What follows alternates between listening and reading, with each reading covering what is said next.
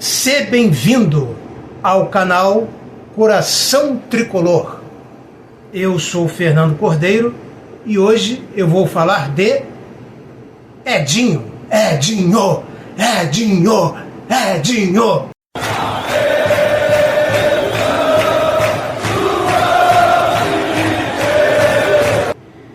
Edno Nazaré Filho, o Edinho, nasceu aqui no Rio de Janeiro, cidade do Rio de Janeiro, em 5 de junho de 1955. Vai completar este ano, portanto, 70 anos de idade. Edinho, que jogou aproximadamente 358 partidas vestindo esta camisa aqui do Fluminense, ou a branca, e marcou aproximadamente 34 gols. Edinho era um quarto zagueiro.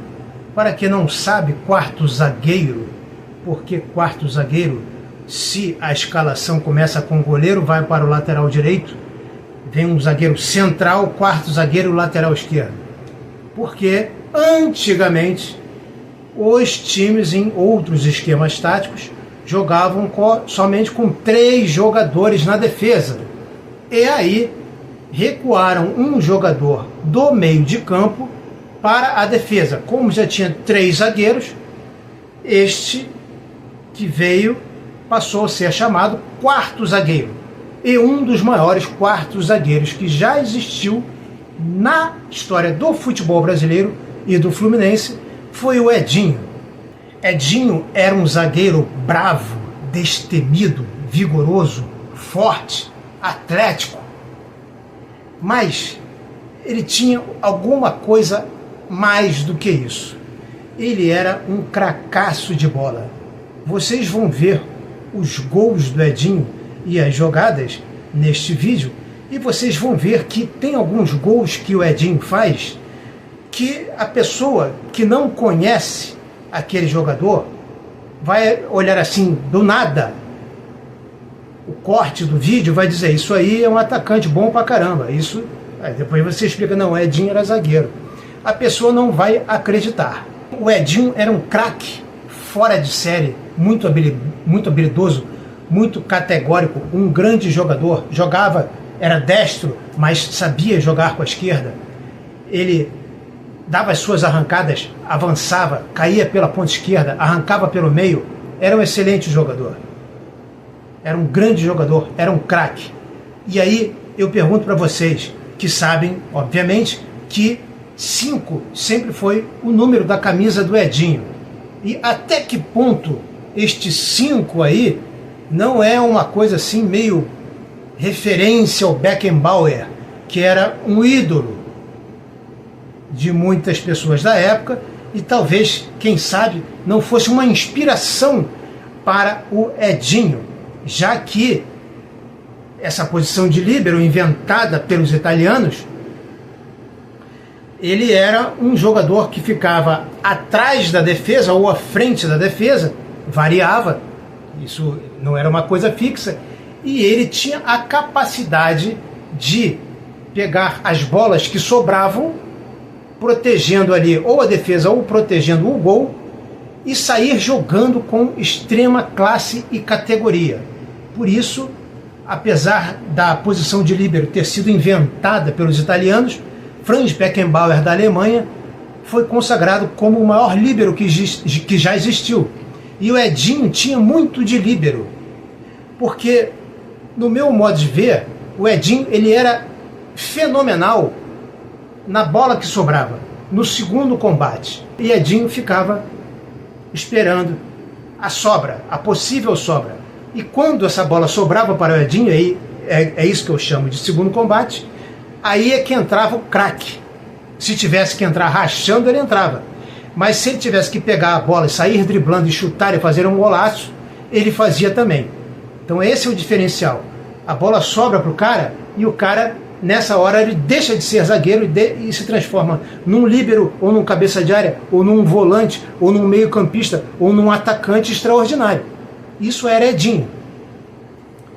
E acredito que o diferencial do Edinho, por exemplo, que é mais ou menos da geração do Rubens Galaxy, do Abel Braga, do Pintinho, do Kleber, é que o Edinho, ele tinha essa preocupação muito grande com o preparo físico, seja no Fluminense, seja na seleção brasileira. Edinho era sempre o melhor preparo físico e sempre elogiado por todos os preparadores físicos com os quais trabalhou no Fluminense e na seleção brasileira. Então o Edinho era um atleta, ele já era um atleta muito dedicado a manter a forma física e também um jogador de futebol.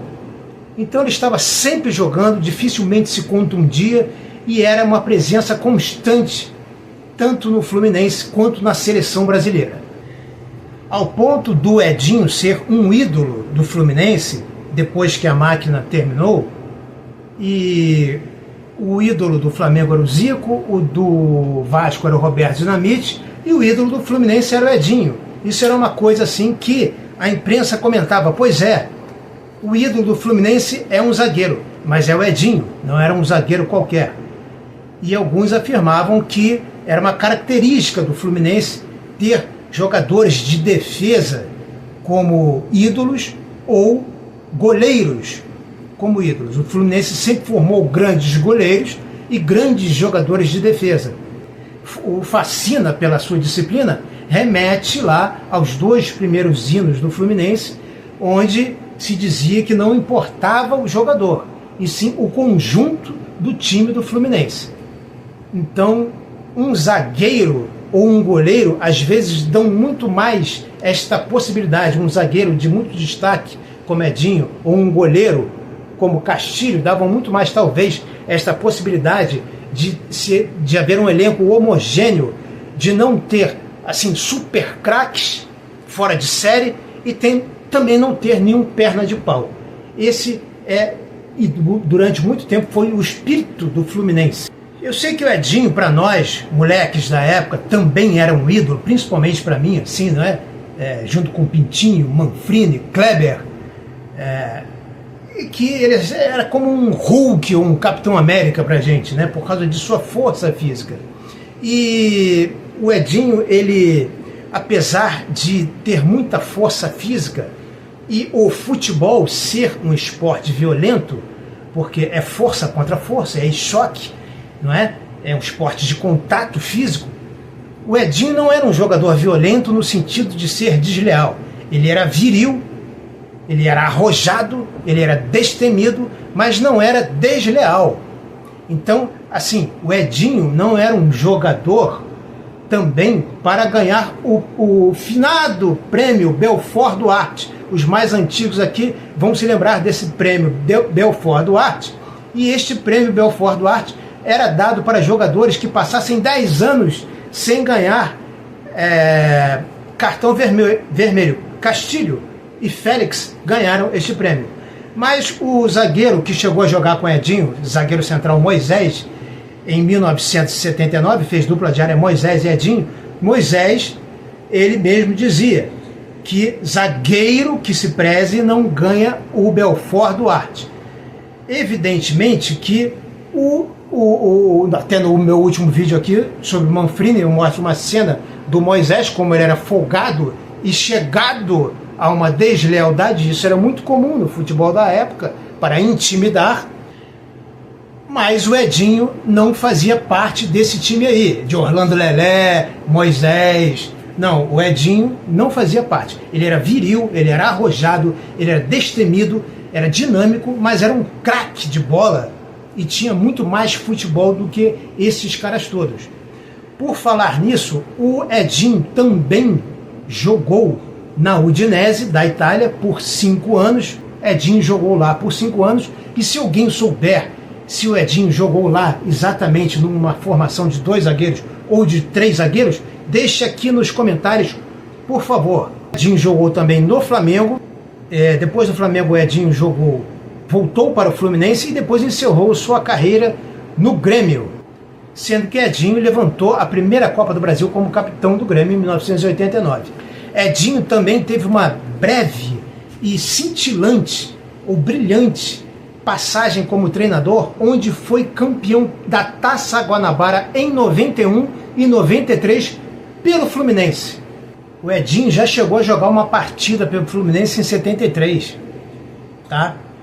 Em 74 também. Então ele deveria ser juvenil, e aí já, o Pinheiro já empurrava ele para o time de cima, porque segundo Edinho, o Pinheiro é o melhor técnico que ele teve, porque era técnico da base do Fluminense e ele lançava todo mundo.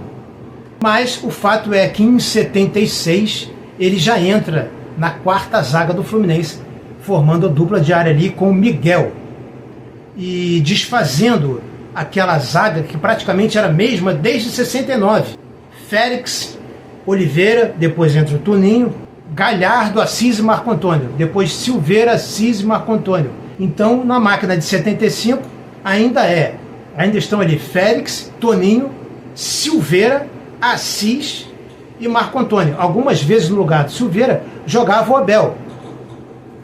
Mas o Abel já foi negociado para o Vasco e em 76 a zaga era Miguel e Edinho. O Edinho também foi campeão pan-americano de 75, os Jogos Pan-Americanos, ou seja, medalha de ouro nos Jogos Pan-Americanos de 75, ao lado do Carlinhos, irmão do Kleber, e do Cláudio Adão. Fato é que o Edinho foi campeão pelo Fluminense na Taça Guanabara de 75, mas era reserva. Ele foi campeão carioca de 75, bicampeão de 76 e campeão em 80, com um gol de falta dele, dando o título. Edinho que jogou as Copas de 78, 82, 86. 3 Copas não é para qualquer um, né? 78, inclusive, em função de suas arrancadas, o Cláudio Coutinho colocou ele na lateral esquerda. E essa história causou muita polêmica, e o Cláudio Coutinho foi chamado de professor Pardal, mas a ideia dele foi muito simples. Muito simples. Ele queria um jogador vigoroso na lateral esquerda, que fosse e voltasse e tivesse qualidade técnica, e que, se precisasse, na hora de compor a defesa, se juntasse ali a zaga do Brasil, que era formada por Oscar e Amaral. Edinho, na Copa de 82, quando estava em excelente forma física, e eu digo não só Edinho, como Edivaldo do Fluminense, os dois foram para a Copa de 82. E era o óbvio ululante que o Leandro não jogou nada naquela Copa. O Tele deveria ter barrado o Leandro e colocado o Edivaldo, e Luizinho rebolou demais naquela Copa, deveria ter sido também barrado para a entrada do Edinho. O Brasil precisava de uma defesa mais viril, mais varonil, mais máscula do que aquela defesa que tinha ali na saída de bola, em vez de Carlos Alberto Pintinho, Toninho Cerezo, que era outro banana também, que deu aquele passe genial para o Paulo Rossi fazer aquele gol e deixar o Brasil em maus lençóis naquele jogo, e que não deu mais para reverter, acabou sendo eliminado. Então o Tele também, brincadeira, seu Tele Santana. Já na Copa de 86, com o mesmo Tele Santana, e aí tinha a história de ter jogado na Europa, o Edinho, né? Ainda está jogando na Udinese da Itália, o Edinho foi titular absoluto na Copa de 86, tendo uma participação fantástica e tendo feito um gol monumental, não é?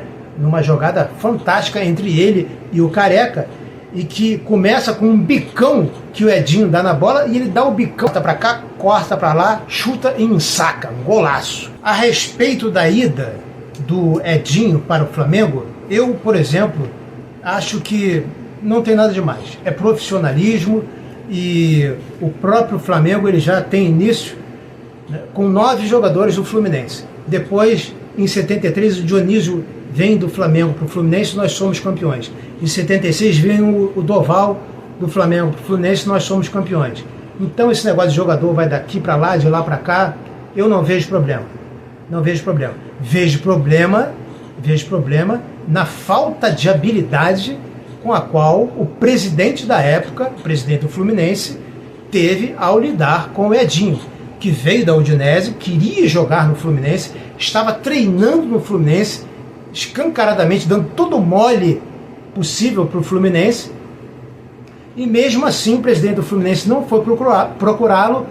O Flamengo procurou, e foi quando a torcida do Fluminense foi para cima do presidente Fábio Egito, e o presidente então fez uma pergunta altamente irritante ao Edinho, se o Edinho não jogaria de cabeça de área. E o Edinho ainda ficou sabendo o seguinte: ouviu dizer que o presidente Fábio Egito disse, não sei se é verdade, que não trocaria o Ricardo Gomes, de 22 anos, por Edinho, de 32 anos. Ora, peraí, tá cheio de erro nessa abordagem aí, né? Primeiro que Edinho, aos 32 anos, mantinha forma física. Na comparação, por exemplo, entre Ricardo Gomes e Edinho, dois grandes zagueiros, dois quartos zagueiros, os dois jogavam na quarta zaga. Para mim, foram os dois maiores que eu vi. Os dois maiores zagueiros do Fluminense eram quartos zagueiros, Edinho e Ricardo Gomes. Só que para mim, eu acho que o Ricardo era melhor no primeiro combate do que o Edinho e era mais zagueiro, se limitava a ser zagueiro, o Ricardo. Já o Edinho não. O Edinho, ele era mais jogador do que o Ricardo. O Edinho era zagueiro, mas era também mais jogador. Então, assim, a abordagem do presidente do Fluminense, eu duvido que o Horta tivesse uma abordagem tosca como essa.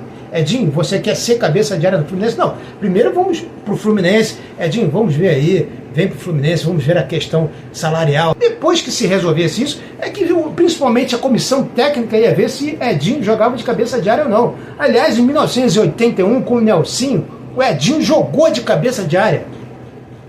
Tem um jogo que o Fluminense com o Zezé Gomes dá um banho no Flamengo, ganha, eu esqueci, se alguém puder botar aqui no comentário, e o Robertinho dá um banho sem fim também no Júnior.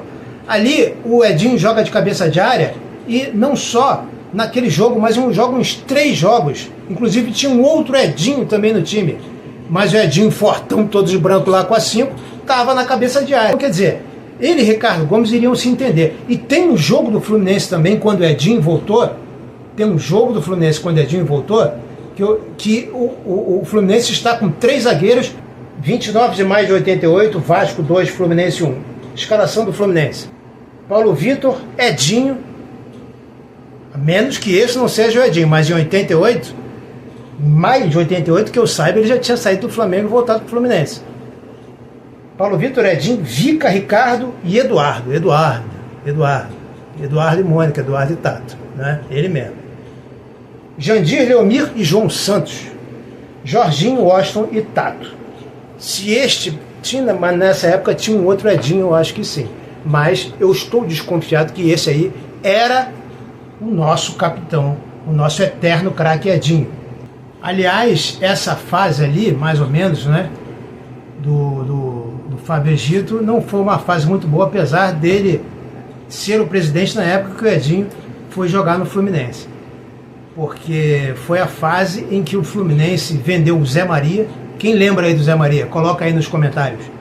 Era uma época não muito boa, mas o Fluminense tinha um bom elenco ali, nessa época de 86, 87, 88, pelo menos até 80, prata de casa, com o time tricampeão e a chegada do Edinho, que também foi outro mole que o Fluminense deu liberar ele em 89, o Fluminense poderia ter conseguido pelo menos um títulozinho carioca, não ficar nesta secura toda. Mas reza a lenda que o presidente Caixa d'Água da federação e o seu braço direito, o Eurico Miranda, quando assumiram em 86, quando da saída do Otávio Pinto Guimarães, eles juraram que enquanto eles estavam lá, o Fluminense não ia ganhar mais nada. Tanto é que o Fluminense só foi ganhar em 95 com o gol de barriga do Renato Gaúcho. Para terminar, eu gostaria de agradecer a todos que estão inscritos no meu canal e a todos que vêm assistindo a esta série que eu venho fazendo sobre o Fluminense dos anos 70. Eu gostaria de agradecer muitíssimo, porque vocês têm feito o meu canal crescer. Muito obrigado mesmo aos que se inscreveram no canal e aos que se inscreveram e apertaram o sininho das notificações para serem sempre avisados quando eu posto qualquer coisa, vídeos e postagens na comunidade, que eu tenho feito algumas enquetes lá. E gostaria de dizer também que aqueles que não se inscreveram, considerem, se estão assistindo um vídeo meu pela terceira vez seguida, considerem inscreverem-se no canal, por favor, porque é importante para o meu trabalho a inscrição, o like, que vocês ativem a notificação. E agora eu tenho a possibilidade de oferecer que você seja membro do canal. Por apenas R$ 4,99 você pode se tornar membro do canal. Há também a opção, vocês vão ver já neste vídeo, do Valeu Demais, onde vocês clicam e colaboram com qualquer quantia que vocês puderem ajudar. Eu gostaria de citar o nome do Paulo Gomes Crânio Metálico, que colaborou muito com informações preciosas nos vídeos sobre Pintinho, Kleber e Manfrini. Assistam esses vídeos e vejam lá os comentários. Quem jogou mais, Kleber ou Dirceu Lopes, pelo Fluminense no ano de 77, ele está esclarecendo lá, dando uma força sensacional. Eu vou botar aqui nos comentários o nome dele. E também gostaria de agradecer ao Júnior dos Santos.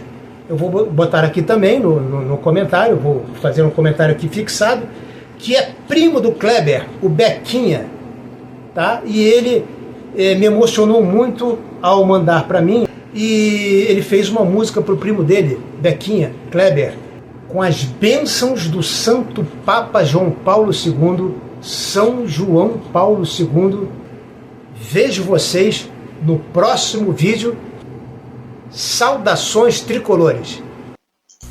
Lançamento.